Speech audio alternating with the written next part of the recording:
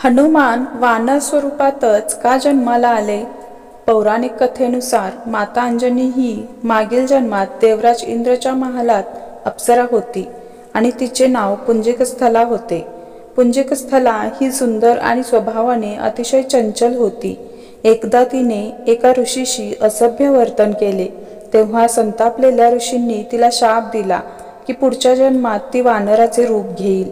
हा शाप ऐकून अप्सरा दुःखी झाली आणि ऋषींची क्षमा मागू लागली.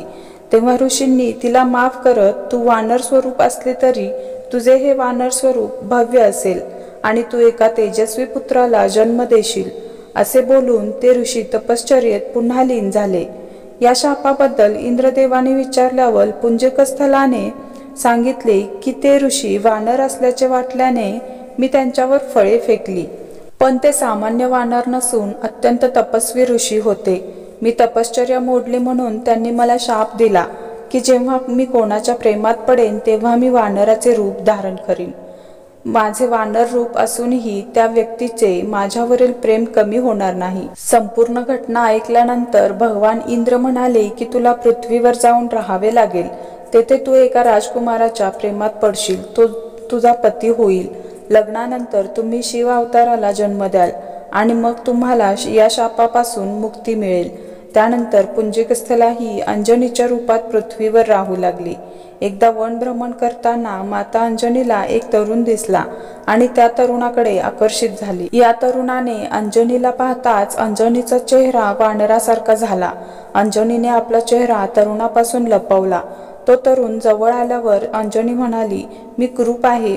पण अंजनीने त्या तरुणाकडे पाहिले तेव्हा तोही वानराच्या रूपात होता. त्या तरुणाने सांगितले की मी वानरराज केसरी आहे आणि मला पाहिजे तेव्हा मी मानवाचे रूप धारण करू शकतो. आणि दोघेही एकमेकांच्या प्रेमात पडले आणि त्यांनी लग्न केले. विवाहानंतर बरेच दिवस झाल्यावरही वनराज केसरी आणि माता अंजनी पुत्र सुखापासून वंचित होते. त्यानंतर माता अंजनी ऋषींकडे गेल्या आणि त्यांना आपले दुःख सांगितले.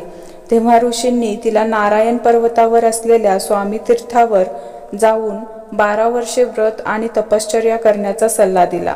त्यानंतर वायुदेवांनी अंजनीच्या तपश्चर्येवर प्रसन्न होऊन तिला अग्नी, सूर्य, सुवर्ण आणि वेद संपन्न पुत्र प्राप्त होईल असे वरदान दिले. या वरदानानंतर माता अंजनीने देवांचे देव महादेव म्हणजेच शिवची तपश्चर्या सुरू केली. माता अंजनीच्या तपश्चर्येने प्रसन्न होत महादेवाने माता अंजनीला वरदान मागायला सांगितले. तेव्हा माता अंजनीने ऋषींनी दिलेल्या शापाबद्दल सांगितले आणि म्हणाली की या शापापासून मुक्त होण्यासाठी मला शिव अवताराला जन्म द्यायचा आहे, म्हणून माझ्या गर्भातून बाळाच्या रूपात जन्म घ्या. त्यानुसार महादेवाने माता अंजनीला आशीर्वाद दिला आणि अंजनीच्या पोटातून भगवान शिव बजरंगबली म्हणून वानर म्हणून जन्माला आले.